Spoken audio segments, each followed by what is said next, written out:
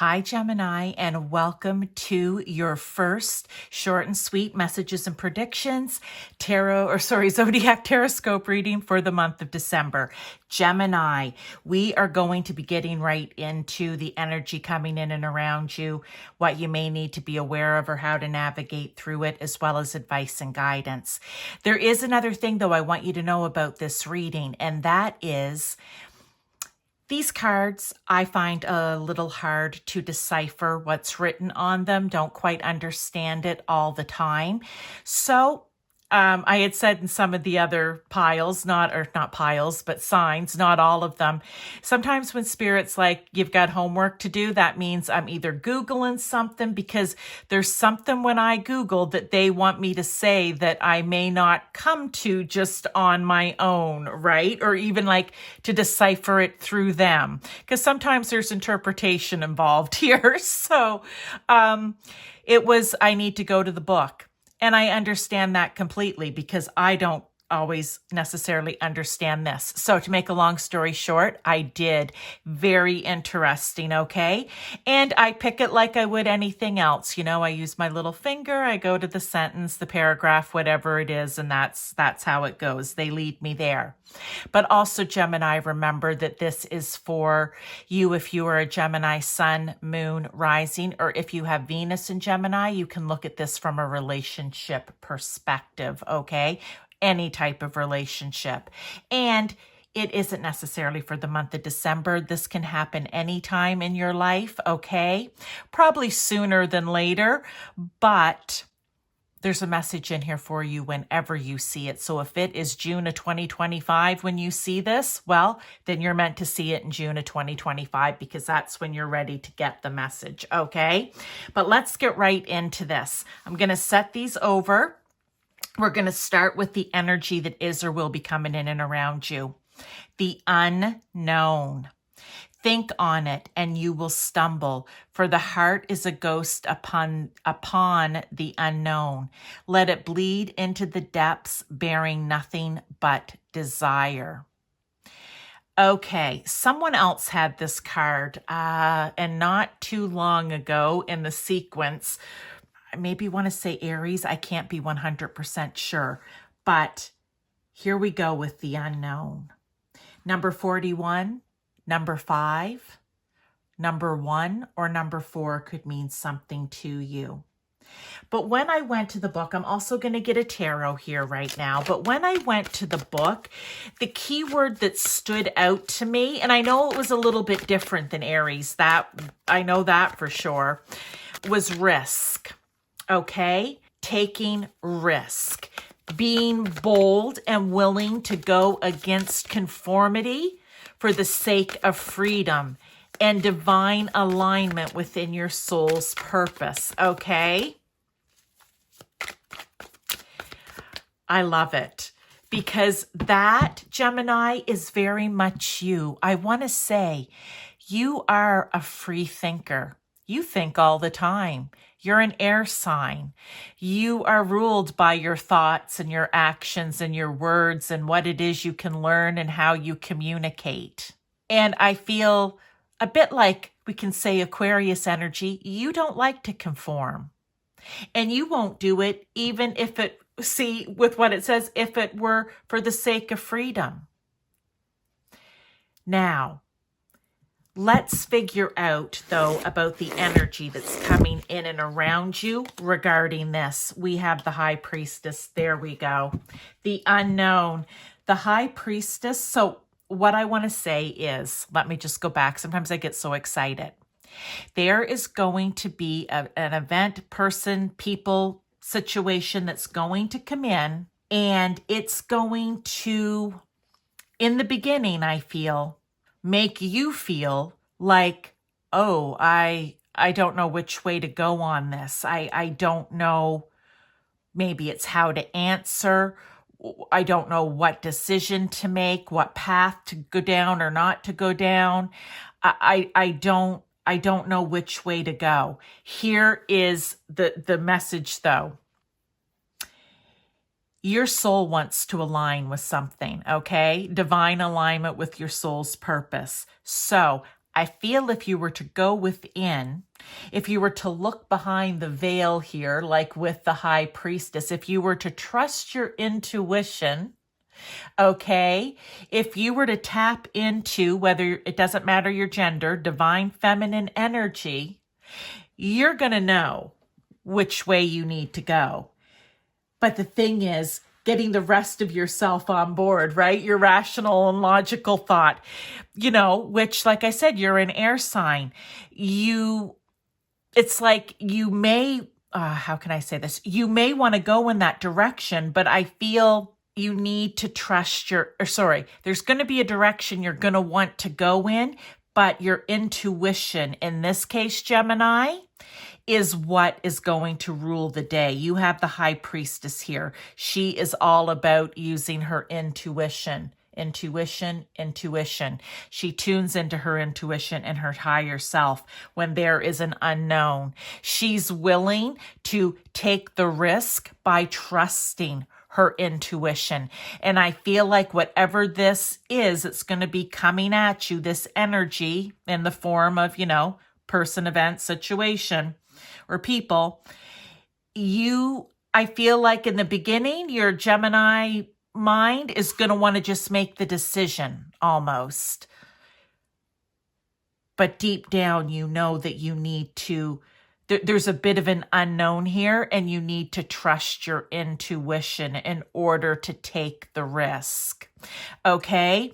It's something along those lines. That's the only way I can describe it, other than it's something that needs to align with your soul's purpose. And that's why your mind may say one thing because it's not thinking of your soul. But your intuition, your soul, your heart space, the core of you does know, okay? So I'm going to just leave that there. Let's look at what do you need to be aware of maybe, or what can help you navigate this energy. And we have contemplation. Exactly. Going within. Okay? Love that this card come out. Going within, like the high priestess. All right? And you're just not going to give in for the sake of giving in or making a decision for the sake of making the decision. You need the way to navigate this is contemplation. Number 7. Number 7 is being wise. Wisdom, I want to say. It's making wise choices. All right, so I like that, but I'm going to read it. It breathes in the stillness of all that is, exhaling all that isn't, coming from the ends of the starts and the highest of the lows. Here I gasp for the answers to unfold. Okay, that I do get. That I do get. They want you to, whether it's sitting quietly in contemplation, you've heard me say that before, meditating, praying, whatever it is, you're going within, you're going to be your own high priestess. But I do want to read what the book had to say as well, what I jotted down here for contemplation. The key words were review lessons learned. Sorry, that was one of them that stood out to me. Review lessons learned. It said there are times for planning and times for action, but reviewing your progress is how you learn and change course when necessary. With this, and I'm going to get a tarot too, I'm almost feeling, now that we have that card out, if you look back to past situations maybe, you may have learned a lesson similar to this in the past. And maybe that lesson has something to do with, instead of just being the Gemini who's like, yeah, all on board, and making a rational, logical decision, which is not bad in most cases as well. You should have made an intuitive, heartfelt, soul-felt decision.